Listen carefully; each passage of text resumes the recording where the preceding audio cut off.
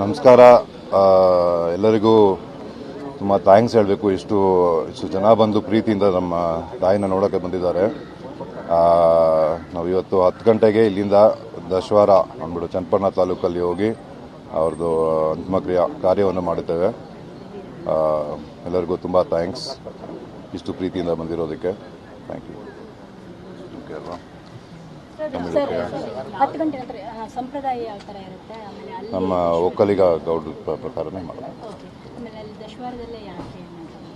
ಅವ್ರದ್ದು ಬಂದು ಅದು ಹುಟ್ಟಿದ ಜಾಗ, ಅವ್ರ ನೇಟಿವ್ ಪ್ಲೇಸ್, ಅವ್ರು ತುಂಬ ಪ್ರೀತಿಯಾದ ಜಾಗ.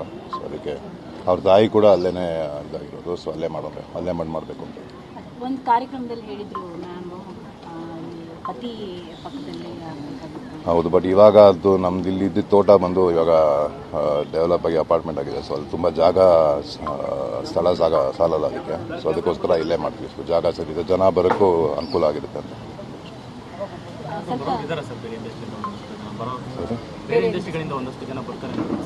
ಬರ್ತಾರೆ ಅಂದ್ಕೊಂಡಿದ್ದೀನಿ, ಕನ್ಫರ್ಮ್ ಆಗಿಲ್ಲ. ಅವರು ಬರ್ತೀರಿ ಅಂತ ಹೇಳಿದ್ದಾರೆ. ಏನಿಲ್ಲ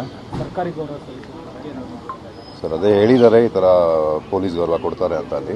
ಸೊ ಅವರು ಹೇಳಿದ್ದಾರೆ. ಸೊ ನೋಡಿ, ಆಮೇಲೆ ವಾಹನದಲ್ಲಿ ಓಪನ್ ಇರುತ್ತಲ್ಲ, ಪಾರದರ್ಶಕವಾಗಿ ಟ್ರಾನ್ಸ್ಪರೆಂಟ್ ಅಲ್ಲೆಲ್ಲ ನಿಲ್ಲಿಸ್ಕೊಂಡು ದರ್ಶನ ಮಾಡಿ. ಇಲ್ಲ ಮೇಡಮ್, ಅದು ಬೇಗ, ಯಾಕಂದ್ರೆ ನೆನ್ನೆ ತೀರೋಗಿರೋದಲ್ವಾ. ಸೊ ಜಾಸ್ತಿ ಲೇಟ್ ಮಾಡೋಕ್ಕೂ ಆಗಲ್ಲ. ಸೊ ಎಷ್ಟು ವೇಗವಾಗಿ ಅಲ್ಲೇ ಹೋಗಿ ಕಾರ್ಯ ಮುಗಿಸ್ಬೇಕು ಅಂತ ಇದ್ದೀವಿ. ಬಟ್ ಅಲ್ಲಿ ರಾಮನಗರ ಚನ್ನಪಟ್ಟಣದಲ್ಲಿ ಒಂದು 10 ನಿಮಿಷ ನಿಲ್ಲಿಸ್ಬಿಟ್ಟು ಅಲ್ಲಿಂದಾನೇ ಹೋಗಿ. ಅಲ್ಲಿ ಎಷ್ಟು ಗಂಟೆಗೆ? ಇಲ್ಲಿ 10 ಗಂಟೆಗೆ ಕೊಟ್ಟರೆ ಅಲ್ಲಿ ಒಂದು ಸೇರೋಕ್ಕೆ 1-1:30 ಆಗ್ಬೋದು. ಮೈಸೂರು ನೈಸ್ ರೋಡ್ ತೊಗೊಂಡಂಗೆ ಅಲ್ಲಿ ಮಾಡ್ತೀವಿ, ವ್ಯವಸ್ಥೆ ಮಾಡಿದ್ದೀವಿ. ಹಾಂ, ಮನೇನೂ ಇದೆ, ನಮ್ಮ ಅದು ಫ್ಯಾಮಿಲಿ ಮನೆ ಅಲ್ಲಿರೋದು, ಆನ್ಸೆಸ್ಟ್ರಲ್. Thank you.